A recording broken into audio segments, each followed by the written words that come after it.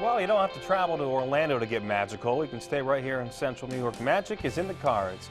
Our next guest Jeff D'Ambrosio, joins us. He's Jeff the Magic Man. Good morning. Good morning. Good morning. Pleasure to be here. Yeah, thanks for putting on. You're a local guy. You're from Cicero, went to CNS High School, and now you've got into your career, which is dealing with magic and specifically some card tricks. How did you get into magic? Well, You just made that happen instantly. Look at that. I mean, not even trying. This guy's good. I actually started off, it started as an interest. I actually saw a magician perform when I was a little younger. Yeah? And I realized that that was something I was really interested in. So I started getting some books and I started learning from some of the other magicians. But I really, really worked hard and that's how I got to where I am today. All right. Who are your magician idols? Well, I don't know too many children's magicians. I specialize in children's entertainment. Okay. That's a little different from A other little forms. different than like a David Copperfield. It is, yes. It's a Okay. little different. So you have some tricks here. We're dealing with cards, the changing card trick. So get us started here, my friend. Okay. I actually have two of these for you if you'd like to try in a second. Sure. So normally a magician doesn't, you know, tell their secrets, but you're giving us an exclusive today. Yes, normally we don't like to share the secrets, but I find that it's very important to promote the magical arts to get people interested. Okay. So what you have here is you have a card, and it's the 5 of clubs. Okay. And essentially what you're going to do is you're just going to move it up and down, and it turns right into a different card, the Queen of Diamonds. And it's very easy to do. Actually, this is what we call in magic a gimmicked card, because it's actually 2 cards here. So how do you kinda see prevent that? here. How do you, after a while, I got to think the fold kind of reveals itself. It gets worn, so you kind of have to be mindful of the of how it looks, right?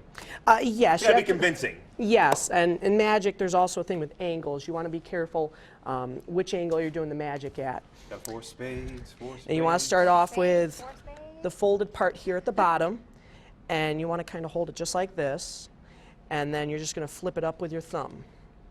Up with your thumb. Oh, Yep. oh no! Have I done Just it? like this.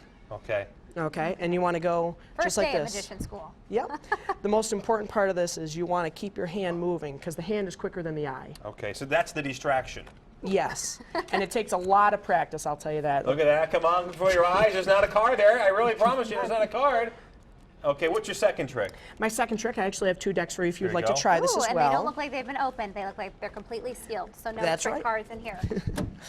The second trick I would like to do is, it's a very easy card trick. We have an 8 and we have a 3. Okay. Okay. And what I would like to do is I would like to take one of the cards and put it into the deck, like so. We take the other card and we put that in the deck as well, in the middle of the deck. And we're going to press them in. Now, would you say it would be pretty magical if I could pull those out of the deck right now? Beyond Absolutely. magical. Beyond magical. Okay, that's what we're going to try right now. Are you ready? Yes. Yes. 1, 2, 3. There's 2 cards, and believe it or not, there's the 8 and there's the 3. All right. Give us what's How the did he do it? the How inside did he do secret? it? Well, actually, in a deck, there's 2 black 8s and 2 black 3s, and that's essentially what you're using here. So if we find the black 8 there and the other red 3, you're going to set it up so you have 2 of one card, the 2 8s and a 3, and that's going to go on the very top of the deck. And then the last card's going to go on the bottom, just like that. You get to take the top 2 cards off, which are an 8 and a 3, and you just put them in the deck. And now you have, on the top, you have the 8, and on the bottom, you have the 3. I see. And now it's all just friction. You want to pinch the cards as hard as you can, and you're going to go 1, 2, 3. And you're left with a top card and the bottom card in your hand. There's a little bit of science there in that magic. Well, unfortunately, we're out of time for your third trick, but we do want to give people an idea where they can get a hold of you, how they can get a hold of you for some parties, children's parties, things like that. Oh, How can that absolutely. happen? You can visit my website, www.jeffthemagicman.com. And you'll just magically appear, just like that, right? Bam.